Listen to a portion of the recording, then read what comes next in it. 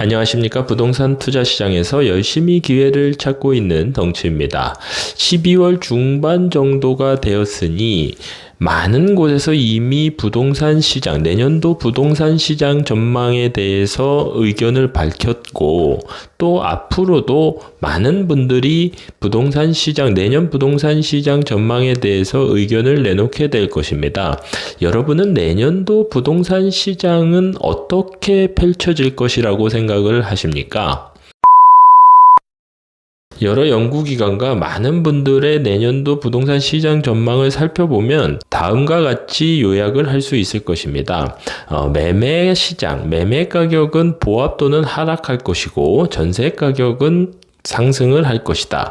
이렇게 요약을 할 수 있을 것인데 너무 간단했나요? 어쨌든 현재의 부동산 시장 모습이 내년도까지 쭉 이어간다라고 할 수 있겠죠. 현재 부동산 시장의 모습은 매매 가격은 지금까지 상승하는 모습을 보였습니다만 추석 전후로 해서 다시 냉각기를 맞이하고 있는 것이고, 현재 매매 시장의 거래는 또다시 엄청나게 줄었으며 그에 따라서 팔아야만 되는 분들은 호가를 낮추고 있고, 낮은 호가의 거래가 이루어진다면 가격은 하락하는 모습으로 그려나가게 되는 것이죠.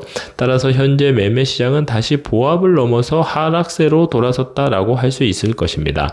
하지만 작년 말 올 초와 같은 폭락을 전망하지 않는 이유 중에 하나가 바로 전세 시장에 있는 것이죠. 그때와 다른 모습이라고 할 수 있는데요. 전세 시장만큼은 지금 현재 계속해서 상승하는 모습을 그려나가고 있습니다. 따라서 현재 지금 이러한 모습이 내년에도 계속 이어나갈 것이다 라고 전망하는 분들이 많은 것이죠. 그런데 그러한 전망 자체도 중요하다고 할 수 있겠습니다만, 그러한 전망에 따라 우리는 어떻게 행동해야 하는지를 아는 것이 더욱 중요하다고 할 수 있을 것입니다. 결국 전망을 살펴본다는 것은 그 전망에 따라 어떠한 목표를 설정하고 어떠한 행동을 하기 위함 때문이죠. 그렇다면 일단은 현재 부동산 시장을 다시 한번 면밀하게 살펴볼까요? 화면에 보이는 그래프는 연도별 평당 분양가 변동률 추이를 보여주고 있습니다. 빨간색은 상승을, 파란색은 하락을 했었던 해라는 것을 알 수 있는데요. 쭉 보면 상승했던 시기가 하락했던 시기보다 더 많았다는 것을 알 수 있고, 최근에도 엄청나게 크게 상승을 했다는 것을 알 수 있습니다. 이렇게 분양가가 상승을 했음에도 불구하고 올해 부동산 시장에서 청약 시장만큼은 과열되었었다라고 할 수 있을 정도로 뜨거웠죠. 분양가가 계속해서 치솟는 가운데서도 청약 열기는 식을 줄 몰랐었고 엄청난 경쟁률을 보였기 때문인데요. 지금이 가장 싸다라는 인식이 팽배했었기 때문에 나타난 결과라고 할 수 있을 것입니다. 하지만 언제나 그렇듯 계속해서 치솟는 가격에는 분명 한계가 있는 것이죠.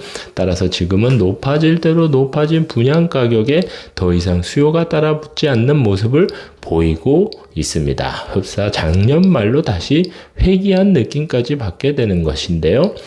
이렇게 헤드라인을 보시면 화면에 보시는 것과 같이 분양가가 계속 오르고 있기 때문에, 물론 본 청약이 늦어지고 있는 것도 큰 영향을 받게 되는 건데, 어쨌든 사전 청약이 무의미하다, 사전 청약 무용론이 다시 고개를 들고 있고, 또 연말에 이렇게 지금까지 뜨거웠던 청약 열기에 기대서 많은 건설사들이 연말 밀어내기 분양을 했는데도 곳곳에서 흥행 참패라는 결과표를 얻게 되었습니다. 따라서 앞으로 미분양은 다시 증가세로 돌아설 수도 있는 것이죠. 하지만 모두에 말씀드린 것과 같이 전세 시장만큼은 화면에 보이는 그래프와 같이 다시 임차 시장에서 전세 비중이 꾸준히 상승을 해서 60% 이상을 보이고 있고 올 초만 하더라도 전세가 소멸할 것이다. 전세 무용론까지도 나왔었던 것에 반해서 지금은 다시 많은 분들이 전세를 찾고 있는 상황이죠. 그 가장 큰 이유는 대출 금리가 더 이상 상승하지 않을 것이다 라는 기대도 있는 것이고, 또 비아파트에서 전세 시장 수요가 비아파트에서 무너져 버렸기 때문에, 이것은 빌라나 오피스텔의 전세 사기 사건이 집중되었었기 때문에 불안한 마음에서라도 더 이상 빌라나 오피스텔의 전세 시장을 두드리는 사람은 적어질 수밖에 없는 것이고, 그러한 분들은 소형 아파트로 수요가 이동을 했기 때문에 이렇게 아파트 임차 시장의 전세 비중은 계속해서 증가하고 있고, 그에 따라서 전세 가격은 계속해서 상승하는 모습을 보이고 있는 것입니다. 자, 이러한 상황에서 내년도에는 매매 가격은 비록 계속해서 하락세를 보일 수밖에 없게 된다 하더라도 전세 시장은 이렇게 계속해서 상승하는 모습을 그리게 될 것이고, 그러면 우리는 그러한 상황 속에서 어떠한 행동을 해야 될까요? 일단 이런 것을 한번 생각해 볼 수 있겠죠. 매매 시장이 다시 차갑게 식어가는 모습을 보이고 있기 때문에 정부는 규제 완화 카드를 고려하지 않을 수가 없게 될 것입니다. 얼마 전에 제 블로그에서도 많은 언급을 했습니다만, 빌라와 오피스텔과 같은 비아파트 물건에서의 규제 완화가 가장 먼저 거론될 수 있는 것이죠. 여기서 가장 크게 기대해 볼 만한 것은 오피스텔과 같은 물건에서 주택수 제외 카드가 나오지 않을까, 가장 먼저 나올 수 있을 것이다 라고 생각하고 있는 것입니다. 또한 아파트에서 현재 7거주 의무 폐지 법 개정이 실패하였습니다.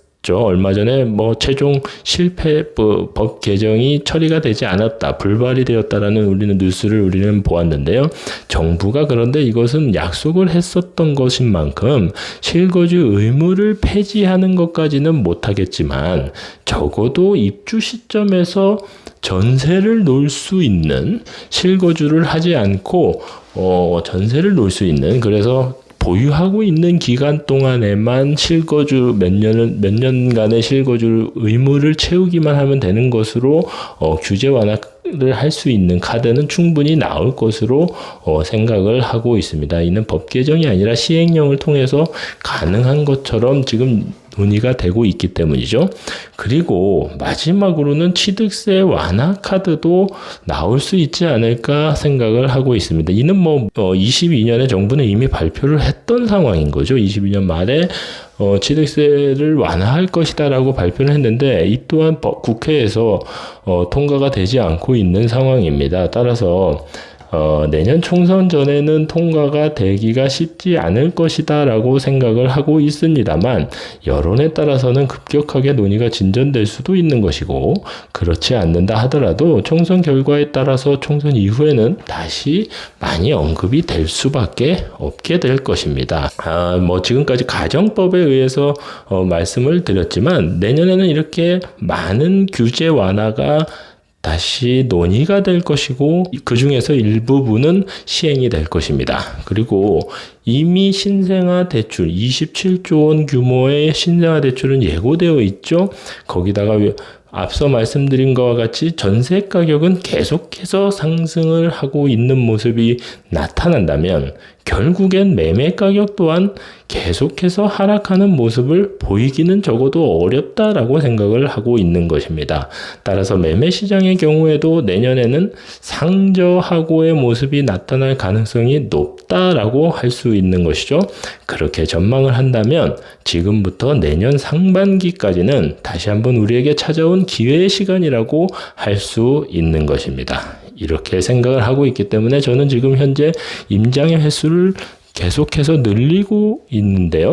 언제나 기회는 현장에 있기 때문입니다. 따라서 여러분도 현장에 나가서 투자 기회를 열심히 찾는 시기로 지금부터 내년 상반기, 적어도 1, 4분기까지는 기회를 찾는 시간으로 갖는 것이 어떨까요?